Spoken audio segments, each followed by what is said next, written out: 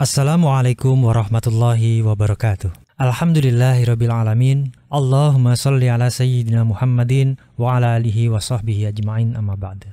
Teman harakah, salah satu amaliyah umat Islam di bulan Zulhijjah adalah menyembelih hewan kurban.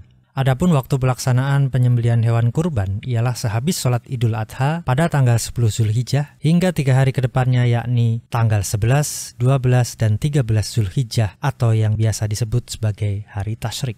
Hewan yang dijadikan kurban harus dari jenis hewan ternak atau dalam Al-Quran disebut dengan an'am. Jenis-jenis hewan ternak tersebut antara lain unta, sapi, dan kambing atau domba. Hal ini berdasarkan surah Al-Hajj ayat 34. Allah berfirman, "Dan bagi setiap umat telah kami syariatkan penyembelihan kurban agar mereka menyebut nama Allah atas rizki yang dikaruniakan Allah kepada mereka berupa hewan ternak." Sesuai ketentuan, hewan ternak seperti unta dan sapi bisa untuk kurban 7 orang, sementara kambing hanya untuk 1 orang saja.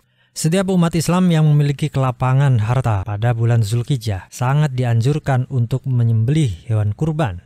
Adapun hukum berkurban pada hari raya Idul Adha, para ulama memiliki perbedaan pandangan. Sebagian menyatakan sunnah muakkad atau sunnah yang sangat dianjurkan, dan sebagian lainnya menyatakan wajib bagi yang mampu. Para ulama yang menyebut bahwa kurban hukumnya sunnah merujuk pada hadis yang mengatakan agar orang-orang yang akan berkurban hendaknya tidak memotong kuku dan rambutnya ketika telah masuk pada bulan Zulhijjah. Rasulullah SAW bersabda, "Jika masuk bulan Zulhijjah dan salah seorang dari kalian ingin menyembelih kurban, maka hendaklah ia tidak memotong sedikit pun dari rambut dan kukunya." Hadis riwayat Imam Muslim. Selain itu, sahabat Abu Bakar dan Umar bin Khattab pernah tidak berkurban selama 1 tahun dan 2 tahun. Hal tersebut mereka lakukan agar kurban tidak dianggap wajib oleh umat. Apa yang dilakukan oleh Sayyidina Abu Bakar dan Sayyidina Umar tersebut tentu merujuk pada apa yang sudah pernah dilakukan Rasulullah SAW. Sementara itu, pendapat yang menyatakan bahwa hukum ibadah kurban adalah wajib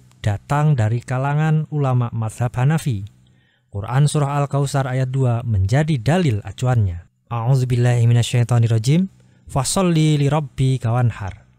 Salatlah kepada Tuhanmu dan berkurbanlah. Quran surah Al-Kautsar ayat 2. Dalam ayat ini terdapat fi'il amar yang berimplikasi kepada kewajiban.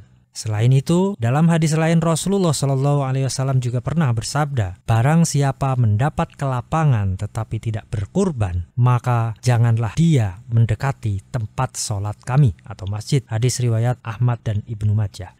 Maksud memiliki kelapangan harta sebagaimana disebut dalam hadis tadi, ketika seorang muslim memiliki harta dan telah mencapai nisab zakat pada saat datang bulan Zulhijjah. Dalam kondisi itu, menurut ulama Syafi'iyah, jika orang yang punya kelapangan tersebut tidak berkurban pada hari raya Idul Adha dan hari tasyrik, maka hukumnya makruh. Berbeda dengan pendapat Abu Hanifah dan ulama mazhab Hanafi yang menyatakan bahwa hukumnya haram dan orang tersebut berdosa karena telah meninggalkan kewajiban agama Islam. Tentu saja perbedaan ulama ini tidak perlu diambil pusing. Ambil saja jalan tengahnya. Bagi orang yang mampu dan memiliki kelebihan harta, lebih baik berkurban tiap tahun agar harta yang didapat menjadi semakin berkah dan bisa berbagi kepada orang-orang yang tidak mampu. Kriteria hewan kurban. Bagi teman-teman muslim dan muslimah yang hendak melaksanakan kurban, hendaknya perlu memperhatikan kriteria-kriteria hewan yang akan disembelih sebagai kurban, baik itu unta, sapi, kambing, atau domba. Dalam kitab Fathul Qorib Al-Mujib, Imam Ibnu Qasim menerangkan bahwa hewan kurban harus memiliki 4 kriteria sebagai berikut. Pertama, sehat walafiat atau sehat sentosa. Yang kedua, gemuk tidak kurus krempeng. Yang ketiga, berkaki sempurna sehingga jalannya tidak pincang. Yang keempat, anggota badannya lengkap seperti mata, telinga, ekor, dan lain sebagainya. 4 kriteria itu merujuk pada penjelasan hadis Nabi Muhammad SAW. Nabi Muhammad SAW bersabda, 4 hewan yang tidak boleh dijadikan kurban, yakni hewan yang buta yang tampak jelas kebutaannya, hewan yang sakit yang tampak jelas sakitnya, hewan pincang yang tampak jelas pincangnya, hewan yang kurus dan lemas yang tidak punya sum-sum tulang. Hadis riwayat Imam At-Tirmizi. Waktu penyembelihan kurban. Sebagaimana telah disinggung di atas bahwa waktu melaksanakan ibadah kurban ialah setelah sholat Idul Adha pada tanggal 10 Zulhijjah hingga 3 hari ke depannya pada hari Tasyrik, yakni 11, 12, dan 13 Zulhijjah. Nabi SAW bersabda, "Sungguh yang pertama kami lakukan pada hari ini ialah sholat Idul Adha, kemudian pulang dan setelah itu menyembelih hewan kurban.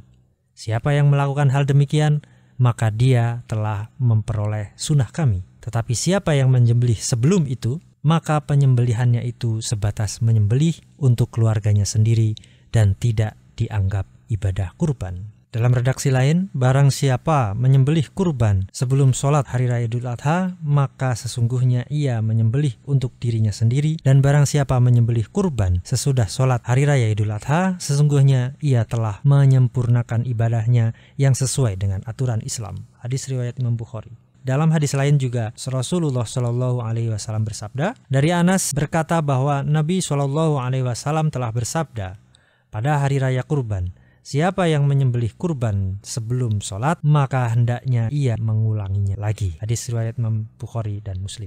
Sementara untuk ketentuan penyembelihan hewan kurban pada hari Tasyrik, hari ini sebagaimana hadis Nabi dalam riwayat Imam Muslim. Rasulullah SAW bersabda, hari-hari menyembelih itu ialah hari raya kurban dan 3 hari sesudahnya. Hadis riwayat Imam Muslim. Berdasarkan hadis ini, dapat diketahui bahwa total waktu penyembelihan hewan kurban ialah 4 hari, yaitu tanggal 10, 11, 12, dan 13 Zulhijjah. Meski demikian, para ulama berpendapat bahwa menyembelih hewan kurban pada tanggal 10 Zulhijjah lebih diutamakan karena hal ini lebih mendekati sunnah Nabi Muhammad SAW, di mana beliau segera menyembelih hewan kurban setelah sholat Idul Adha dilaksanakan, dan pertama kali yang beliau makan pada hari Idul Adha adalah daging hewan kurban tersebut. Ini menunjukkan keutamaan menyembelih hewan kurban pada hari Idul Adha dibandingkan hari-hari Tasyrik. Demikian video pembahasan seputar ibadah kurban pada hari raya Idul Adha. Semoga bermanfaat. Mohon maaf bila ada kurang dan salahnya. Wal afa minkum. Wassalamualaikum warahmatullahi wabarakatuh.